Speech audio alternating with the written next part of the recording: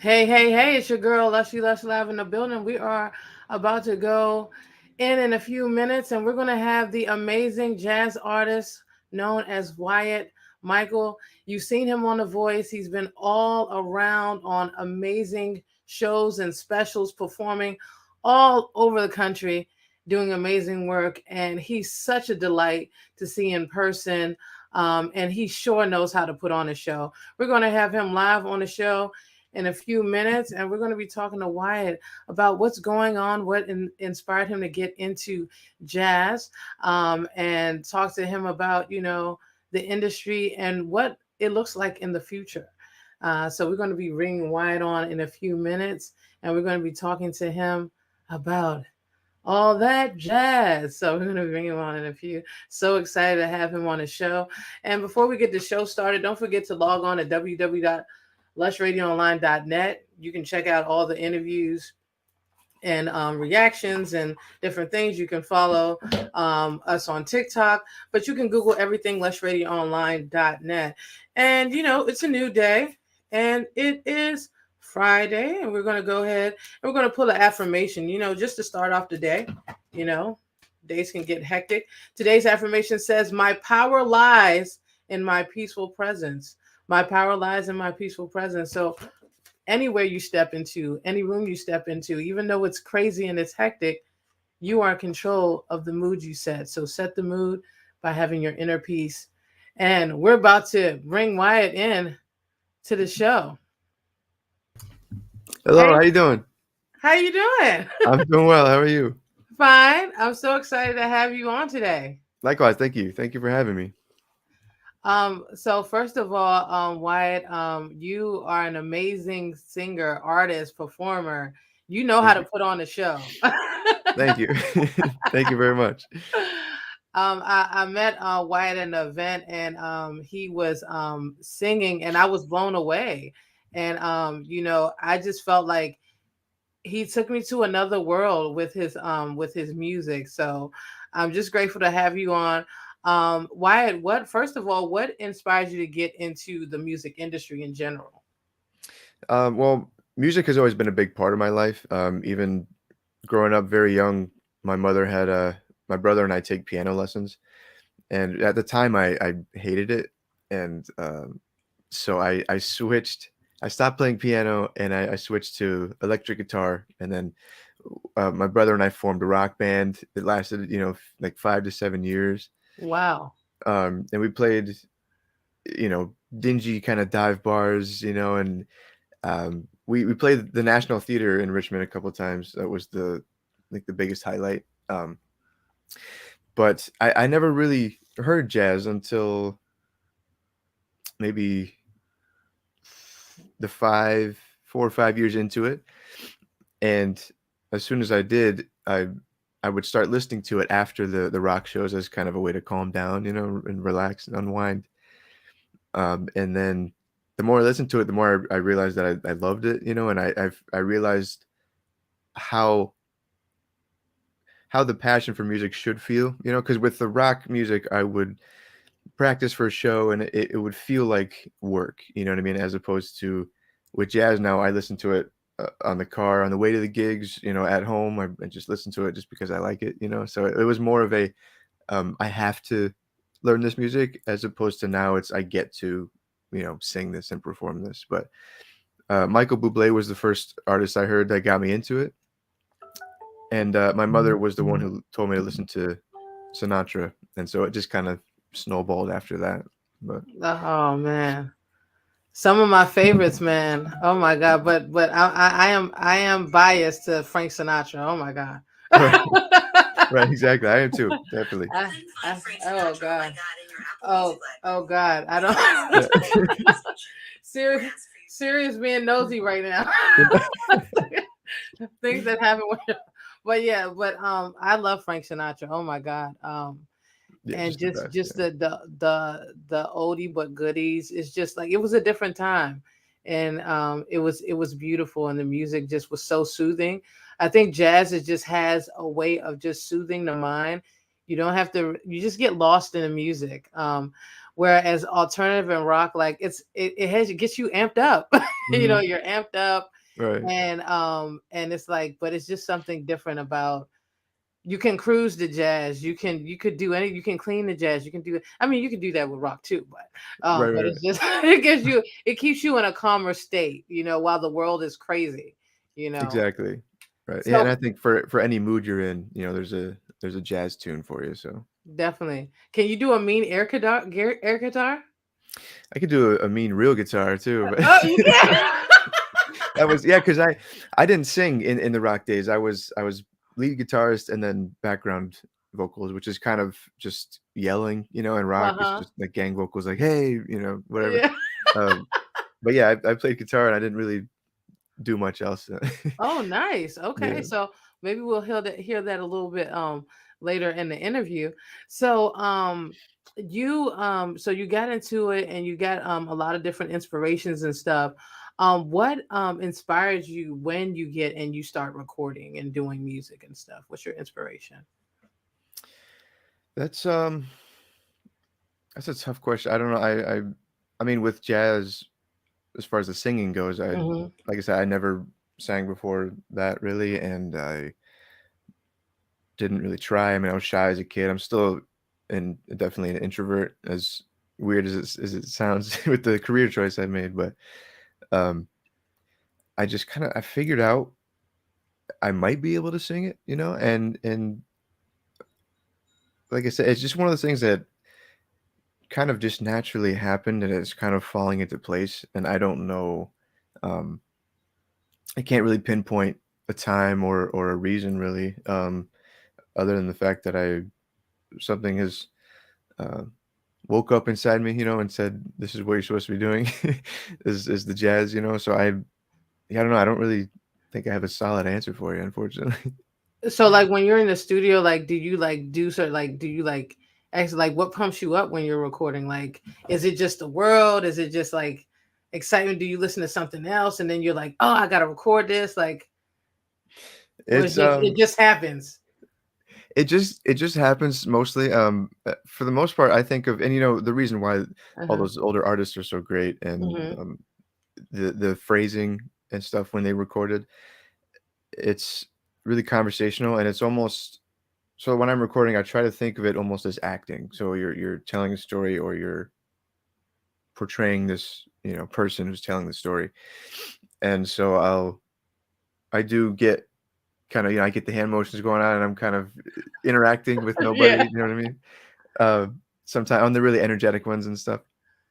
But yeah, I just get so deep into the song that I kind of just shut out everything else, You or kind of try become to.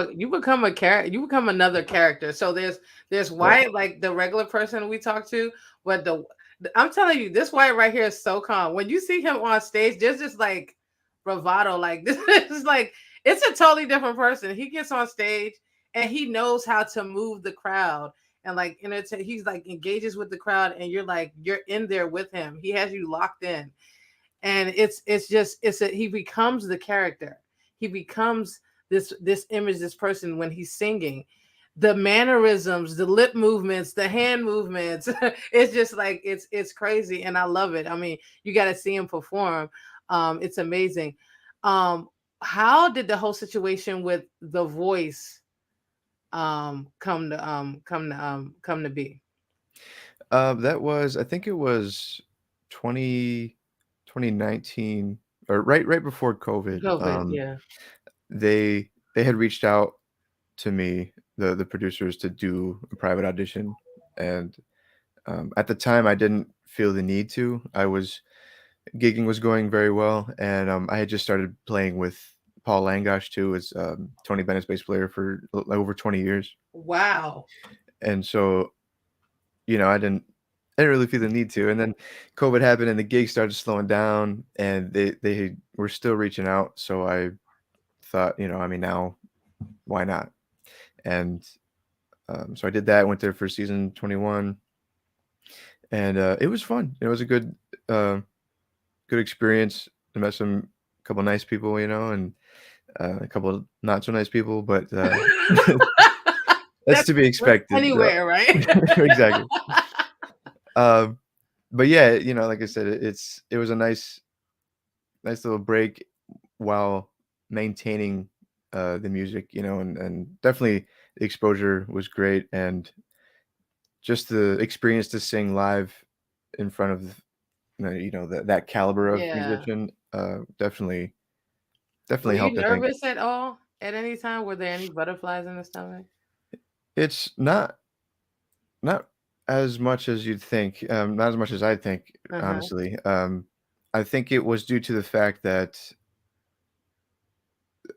I've sang Mac the Knife hundreds of times, and so I wasn't worried about the lyrics or anything like that. And most people, backstage or after the audition, they say that th- looking at the backs of the chairs was more nerve wracking than them looking at you. But I don't know. I found it to be the opposite, because they don't you don't have to interact with it. It's just Yeah. chairs, so it's easier for me. But it was funny to see everyone's how people deal with it, because you had people just pacing up and down, and people just crying, people that were like really nervous, like almost throwing up, and like it's like every single kind of person was there. It was kind of funny, but that kind of distracted me too. I was just watching everybody, but It was like an emotional roller coaster oh yeah, backstage.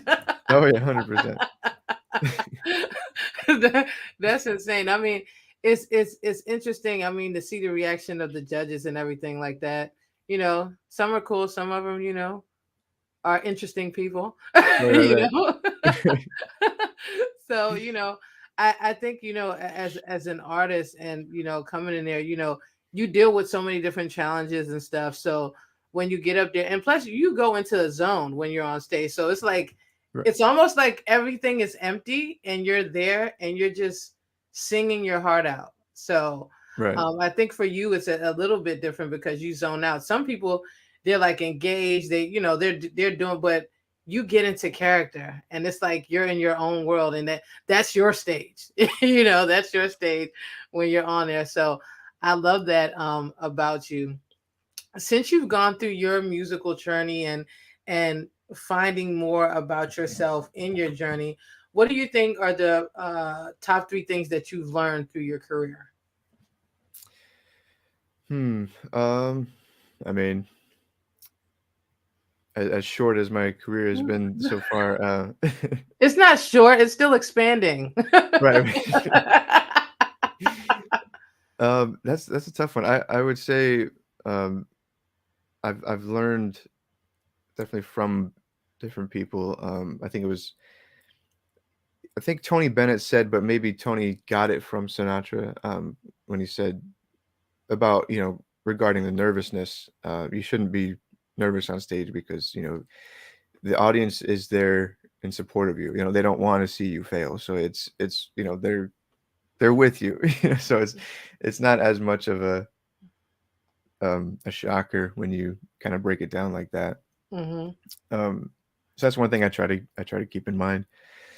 Um, Also, taking from those guys, like I said before, the phrasing and emotion that's in all these songs need to come out, or if it's there, it needs to stay there. I don't believe in changing up a song just to change it up and make it new. Mm. Um, so if it's a nice ballad that's supposed to be sad, if it has those sad kind of undertones, um, I don't see the reason to just change it and make it a swing song and try to make it happy. You know what I mean? I think the song should be respected, to what the songwriter had in mind. Hmm. Um, Third, I don't know. I'm not sure. Um, was gonna think about something while recording, but that's another thing. I don't really do any hardcore vocal regimens, or um, not too many warm ups, or I'll breathe in some steam and sing a couple of songs on the way there. But I don't do too much as far. I'm sure I'm doing the wrong thing, but um, I'd like to actually get a vocal coach at some point, but Oh, you've Um, never had a vocal coach? I mean, your voice, like you can control, you have good control on your voice, and you have a different, a lot of different ranges too. no, thank you. I haven't, and I've been hesitant to just rush into it because I don't want to find somebody who may not get the style, Uh and it may huh. not, you know, they may set me back in a Mhm. way. Mhm. Um, so I just have to, I haven't found the right person for it, but Okay. Okay. I Okay. definitely am open to it. And I'm sure I'm doing some things wrong, and you know, the technique can definitely be improved. So, but yeah, I haven't found that person yet, but I'm looking for it. Okay. Well, I mean, I definitely, I know the universe will find you the right person that you need that will, be aligned with your voice in the direction you want to go. Speaking of voices, so you said you do steam, and so do you drink any like lemon or tea or anything for your voice, like to warm it up? Like I I don't like tea. you I don't like tea? It's like I'm not a tea lover. I have I have a lot of water, A lot of um, water. and then I steam because I you know the steam is the only thing that really actually hits and hydrates your vocal cords. So if you drink water, Okay. it doesn't. And the water never touches your vocal cords anyway. Oh. So it's more of a hydration after the fact kind of thing, or before. You know, the day before you drink a lot of water, Uh huh. it hydrates you. But if you're just looking for that immediate, you know, on contact hydration, the steam is what does it. Okay. Thank you for that tip, Wyatt. Everybody heard it first. Okay, make sure you get some steam up in there. Right. And yeah, I mean, it really works. I was, you know, skeptical and stuff, and I mean, maybe that's why people sound better when they sing in the shower. You know, they're Yeah. breathing all the steam. But um, yeah, I don't drink tea. I know I should. I actually something I probably shouldn't do, which I've started unfortunately, is Mhm. I mean, you saw it as well. I started to drink, have a little drink on stage. Yeah. Um, but that's you that's know, when that's when the character becomes. right. Like I was telling him backstage, and I hate to Uh-huh. fall into that, you know, kind Yeah. of that character again, but Yeah. it's I don't know, it relaxes you a little bit, Yeah. and it's it makes the voice deeper, Uh-huh. which I found is because of it's dehydrating you, which is not Oh. good. But Yeah. it makes the voice deeper. So I figure, you know, you do that, you get dehydrated, your voice sounds good because it's deeper and you can hit all the notes, you know, and then Yeah. right when you get off stage, you steam. It should counteract each other, right? Interesting method. Right. I think that's where the vocal coach could come in and tell me I'm wrong, you know, and tell me what Yeah. to do. But until then, I'll just, you know, I'll keep drinking water and then, you know, some Jack Daniels and whatever else. So, Hey, shout out to Jack. right. Well, okay. And when it comes to like producers and stuff, are you working with a producer or do you produce your own stuff? Like how does that work for you? So yes, for jazz, and actually, I'm gonna make a video announcing this. Mhm. I think it's today or tomorrow. Mhm. But yes, I've been working with Jason Goldman, who is a producer and arranger out in LA. He's Nice. Grammy nominated and Grammy winning just as of Yes. a few weeks ago. Yes. And yeah, works with Buble a lot and tons of other artists. And so yeah, we've been working on a few tunes. One is going to be released next month on the 21st. And Yay. yeah, we have a Christmas tune as well, and then another one after that. But yeah, I'm definitely excited. You know, to have the big band and that the orchestra behind everything is great, and the arrangements are spectacular. Jason is fabulous. You know, as the producer, as the arranger, and just kind of as a mentor. You know, any questions I've had just about the music industry or behind the scenes or just about the songs, anything really.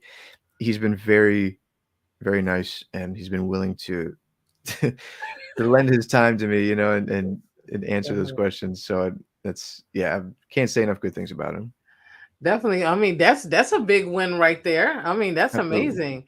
And I know the Christmas you definitely had an amazing like Christmas whole ensemble you had going on for Christmas. Um are there any other areas you want to kind of like experiment or kind of like you're curious about? Um, as far as music, Mm-hmm. well, I have um just as a side project, I in my little home studio here, I write and kind of produce pop music. Um, Wow. but Okay.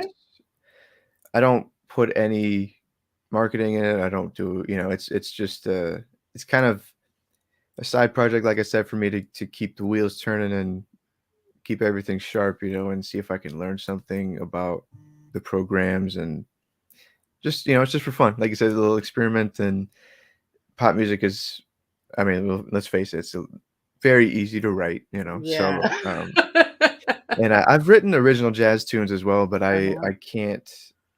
I can't really put the music behind it because I don't know all the harmonies and the voicings and stuff for the Mm-hmm. chords. So um, I I don't want to rush those either. They're very traditional, and I think they're very good. But Yeah. I don't want to just put them out just to put them out. I'd rather wait till the time is right, or wait till I can have all the instruments that are needed to kind of bring it to life. Definitely, definitely. It seems like you really like the whole live band thing. You love the whole like orchestra behind you, like that whole like, whew, it's like that energy versus just sitting in the studio. Studio is fun, but it's like, what is that vibe for you though? When you have the orchestra and then like you're hearing the wind instruments, the drum, all of that stuff. Like, how is that? Like, how does that feel? It's amazing. It's almost indescribable.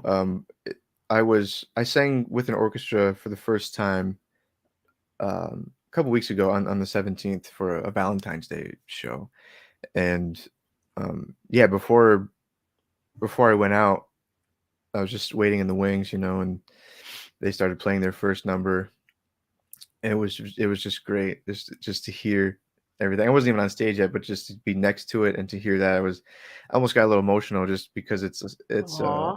it's uh it's kind of like one of those moments where everything has led to this. You know what I mean? It's definitely been a goal of mine to sing with an orchestra like that. And Mm, most of the songs that I sing now were recorded that way. So yes. it's like I said, just to hear it is kind of like, okay, this is what it's supposed to sound like. And um, yeah, it was just amazing. We sang, or I guess I sang a few. There was Some Enchanted Evening from South Pacific. Did an arrangement of My Funny Valentine, obviously, and The Way You Look Tonight were the two kind of standards. Wow. There's a Kenny Rogers tune I had to learn, and Kenny uh, Rogers? I haven't. Kenny Wow. Rogers, yeah, it's Through the Years, and it was, Oh, I love that song.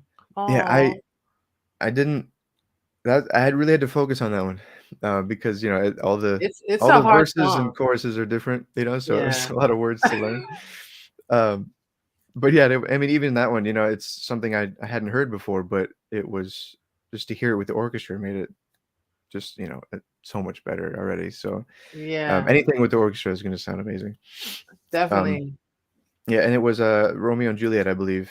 A Time for Us was the my last number, but it was a lot of fun. Hopefully they have me back. Wow. It Yeah, was definitely.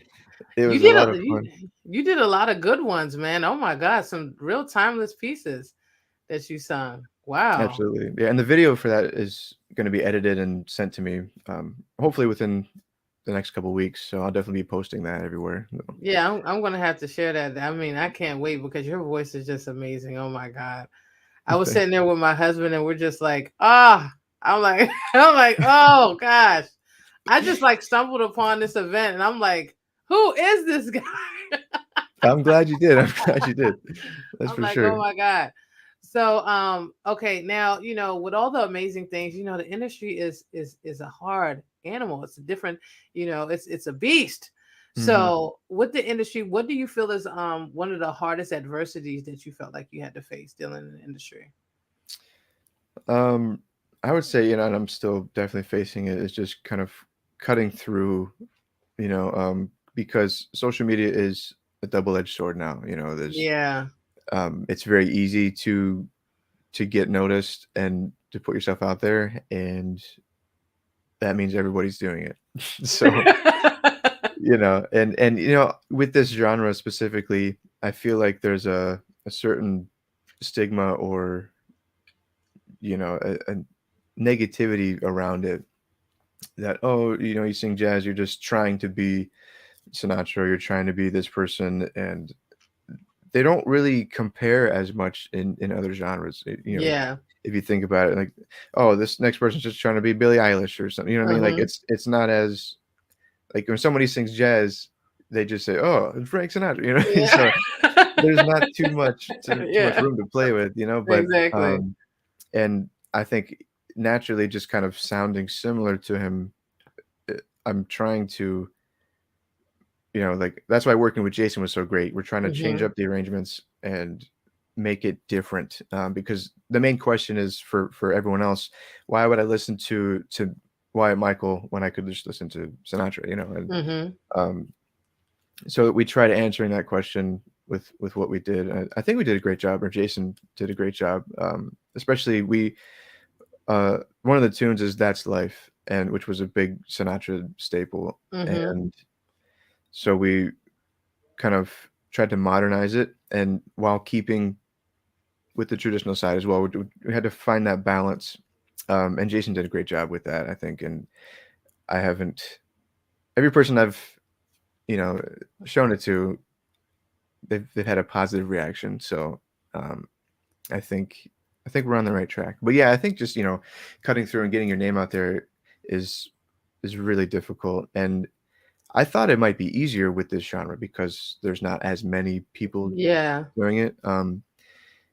But there's unfortunately, I think there's a lot of people that do have it and that don't have it. You know what I mean? Yeah. They don't have it in their heart, so it doesn't it's not real, and Yeah. so it's kind of, they make different artists, people that do have the passion for it and do have Yeah. it in their soul, that it kind of turns off the people that listen to it because they heard this guy sing at the mall who isn't very good, and so Yeah. they're like, oh, this guy sounds just like Sinatra, and they're like, yeah, okay, and they just don't even listen to it. And I've Yeah. had that happen a lot, especially in the early days. Uh-huh. There's been a few, actually, the Carlisle room, Uh-huh. the owner Uh-huh. was one of the first venues that responded to my email and said, let's try to do something. So that's people like that I will always remember and always have respect for. And um, like I said, without them, we wouldn't have met. And it's Yeah. it just snowballs on from there. It's crazy. So yeah, I always I give everybody a shot because I've been there. If Yeah. someone tells me to listen to something of theirs, I'll do it Yeah. 100%. And even if I don't like it, I'll listen to it and I'll tell them, pros and cons, whatever, Yeah. because I know how it feels. And so I plan on keeping that for the rest of my life, no matter where I go. Yeah. But yeah, just it's rough to get your name out there and kind of cut through because it's all about numbers now too, unfortunately. Yeah. Um, Yeah, I mean, in a sense, before it used to take what, maybe like a couple years for a song to blow up. Now it's like 3 seconds, and right. it's like we're living in this microwavable world, and you have things like TikTok, you have social media, and also it can be stressful for an artist because it's like, do I need to be a little bit more edgy, but staying true to your own and finding your own voice. It's like the distractions, the noise is like it can throw you off, but staying true to your path and true to your voice and finding your voice through your development, I think is the biggest thing, and staying true to yourself, because this industry is, we all know it's crazy. But there are people that love your sound and love what you do, and they come there for you because you are the brand, right? And Hmm. I'm excited about this new partnership you have with the new producer and this new music, this new sound, what it's going to look like. Because you are an amazing artist. You are amazing. And so I'm just excited to see what that looks like. Thank you. Yeah, I mean, as am I. I hope I hope people like these songs, and I hope something can come of it, and but either way, if people listen to it and love it, then that's fine with me. Yeah, I think the whole thing is just really expressing yourself and getting it out there Mhm. is the biggest thing. But you've been doing your rounds. You've been, you've been on TV a lot. You've been doing a lot of stuff. So I mean, let's not. I mean, you trying to be humble here, but you've been doing a lot a lot of stuff now. Okay, Wyatt. Let's Right. let's not be too humble. I mean, you've been doing a lot of stuff, Wyatt. So can we have a little bit of, I know, acapella of just something? We don't need a whole song, just a little snippet, if that's okay with you. Yeah, yeah. The one of my one of my favorite songs actually, and it's not. I haven't actually sang it live with the band, but "Someone to Watch Over Me" is Oh, one of my favorite songs. I can do like the last few seconds of that if you like, but yes, yes. um, won't you tell her please to put on some speed?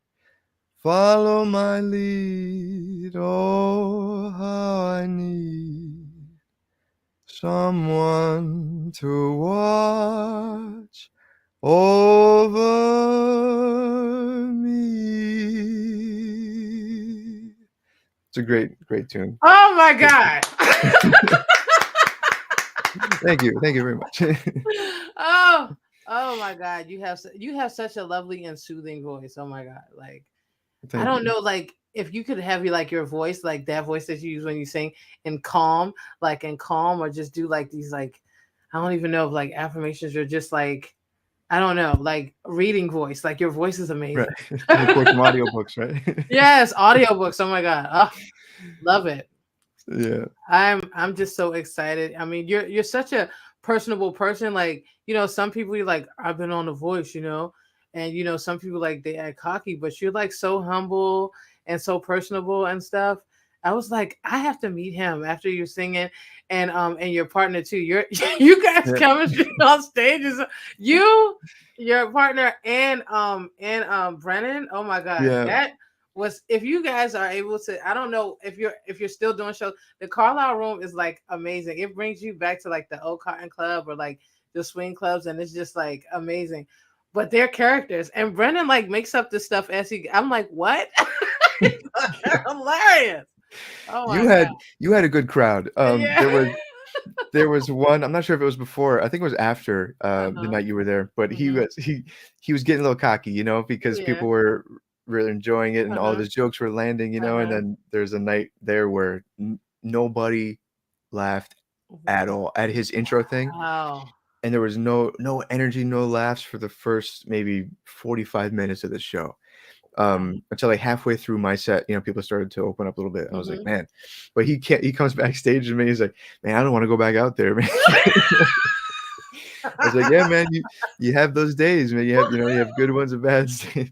You gotta, you're But learning. exactly. But it takes a lot of courage to come up on that stage and tell Yeah. the jokes, to sing in front of people you don't know. So I mean, I have to commend you all, but the presence there, you could feel the energy. I felt like I was like transported back in time. It was just so good. And I'm just grateful for, the blessing us with your voice and your energy. So thank you so much. Now, if you could work, I think this is the last question. If you can work with anybody dead or alive, who would it be? I mean, if we're talking dead, it's gotta be Sinatra. I Yeah. know. If even if Sinatra was busy, I'd probably second would probably be Nat King Cole. Ooh. Yeah, I That would think be so. I so mean, I wild. recently just found a song of his that I listened to Sinatra's version of it so many times, and I Hmm. didn't know that Nat did it. Hmm. And so I was listening to it, and I was like, man, his phrasing is it's better than Sinatra's. So Yeah. I think he's unfortunately kind of overlooked, at Yeah. some But spots.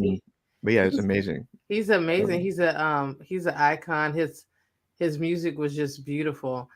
But yeah, I mean, like if you start digging into some of the a lot of the jazz, you hear some of the African American history behind it, and mhm. it's like beautiful, and you can see the different ranges and the changes and stuff. And I guess, as you continue to explore that, you can see like where do you find your true sound, as we're all Right. self discovering ourselves in our life. Through music we find self discovery. So with all this crazy stuff with working, doing music and stuff, where do you find time for self-care? What's your self-care? Actually, I have been having my studio buddy here in my lap the whole time. Oh my gosh, I have a little baby too. Yeah, she's my baby, and I actually recorded one song. It was a cover I put on YouTube, but I was holding her the whole time because she Uh-huh. wouldn't, sit still. But Uh-huh. yeah, she's my buddy. But so we're always hanging out in here. What's her name? This is Daisy, and Oh, she actually got Daisy. groomed yesterday, so she's all She's fluffy so and cute. and I got another one too, a golden retriever Oh. named Charlie. He's more of a menace right now, but he'll even out, I'm sure. uh, but I don't really go out much ever. Mhm. My family and neighbors can attest to that. Mhm. But um, I'll I think video games is probably another main kind of relaxation sort of self-care thing. But yeah, I mean, mainly my life is just music, and then you know, going to, like I said, when I'm at gigs and stuff, I'm either in a suit or I have a t-shirt on and some, like, the what do they call, the basketball shorts and stuff like that. Yeah. Just kind of, it's either You really dressed up or the two extremes for sure. exactly. Yeah. You guys are getting the raw Wyatt right here, right? You're Oh yeah, getting absolutely, yeah, absolutely. you're getting the raw Wyatt right here. So I mean, gaming, I love gaming. I'm a big anime fan, so I'm watching anime, gaming, and just finding time, and outdoors nature for me. But I think Mhm. as you get older, sometimes it's like all the noise. Is it really that necessary? Unless you Right. have to. Even though we're in an industry where we have to interact with people, we interact and then we get out. We Right. interact and get out. Right, yeah, and that's why I get called an old soul a lot, and I think Yeah. maybe I grew up too fast or something, but I've never, I'm 26 right now, but I've never really had Oh. the desire to, go partying and go to the clubs, or just have a party or something to do every chance that I got, have all these friends and stuff. I just need a few solid friends, and I'm I'm good. We don't have to talk every day, we Yeah. know we're we Yeah, know we're still exactly. friends, you know what I mean? Without having to text each other, "Hey, we good, we still friends." Yeah.